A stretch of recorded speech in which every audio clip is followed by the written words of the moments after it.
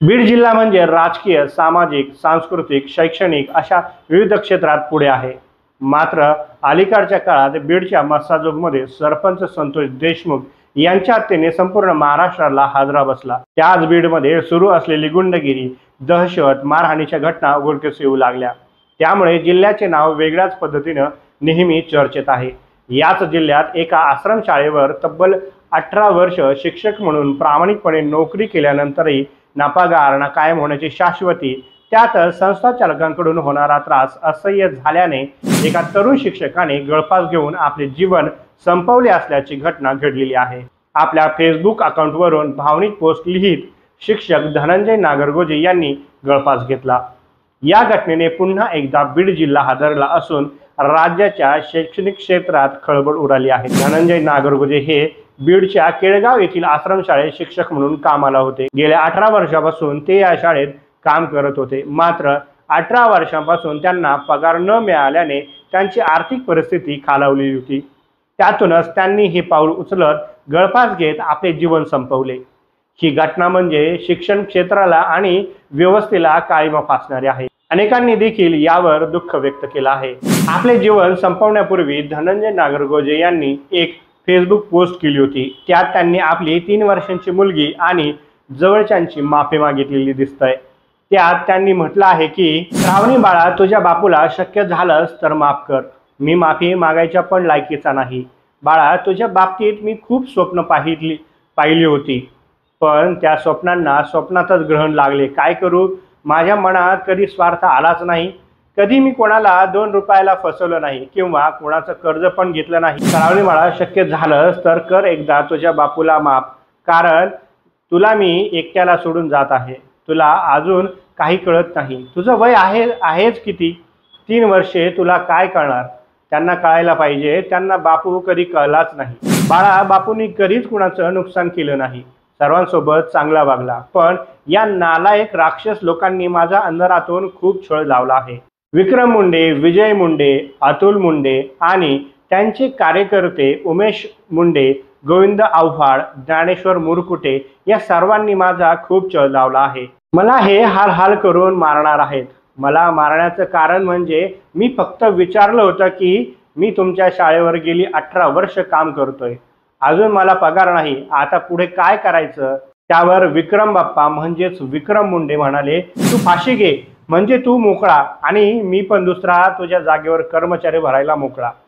हे ऐकून माझ्या पायाखालची जमीनच सरकली आणि तिथून पुढे या लोकांनी मला त्रास देण्यास सुरुवात केली. श्रावणी बाळा, हे सर्व राक्षस आहेत. या राक्षसांमुळेच मी तुझ्यापासून दूर जात आहे. तुला एकदा पाहण्याची माझी खूप इच्छा होती, पण मी एक दळभद्री बाब तुझ्या वाट्याला आलो. काय करू? माझ्याशी कोणता पर्याय या लोकांनी ठेवला नाही.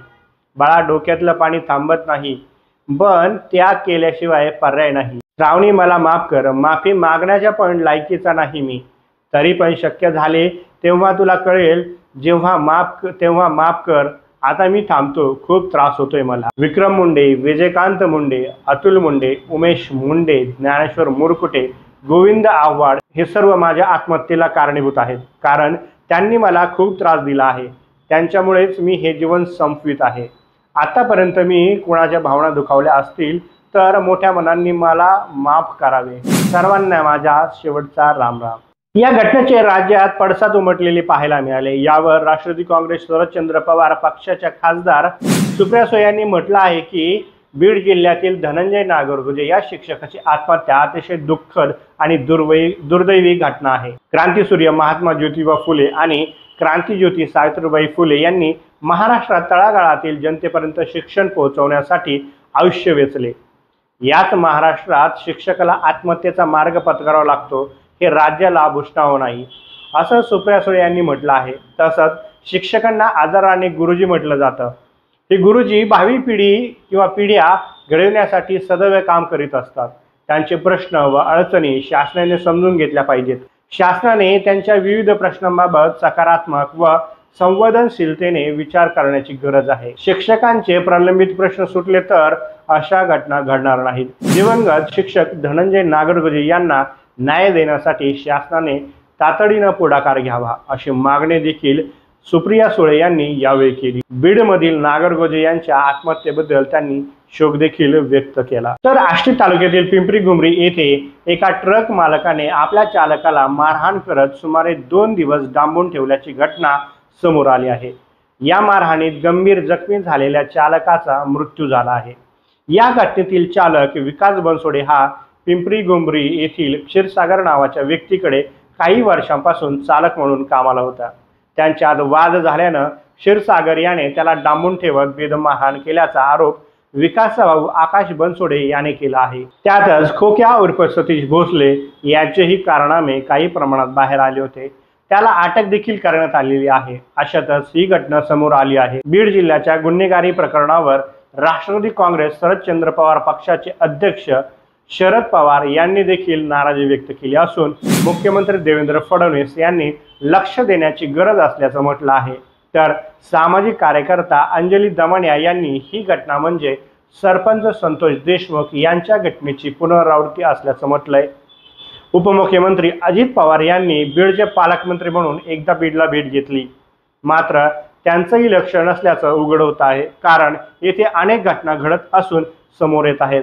या घटनांबाबत अनेक नेते बोलत आहेत, मात्र याच जिल्ह्याच्या असणाऱ्या आणि मला ठराविक प्रश्नच विचारा असं म्हणणाऱ्या मंत्री आणि राष्ट्रीय नेत्या काही बोलताना दिसत नाहीत। या घटनावरून बीडमधील गुन्हेगारीकरण थांबायला तयार नसल्याचं चित्र दिसत आहे। तसंच येथील पोलीस प्रशासनावर देखील एक प्रकारे दबाव असल्याचं म्हटलं जात आहे। मात्र आता पालकमंत्री अजित पवार यांनी यामध्ये लक्ष घालून काम करावे अशी मागणी देखील जोर धरत आहे। या घटनांतील पीडितांना न्याय मिळावा हीच एक अपेक्षा असं सर्वसामान्य जनतेकडून म्हटलं जात आहे।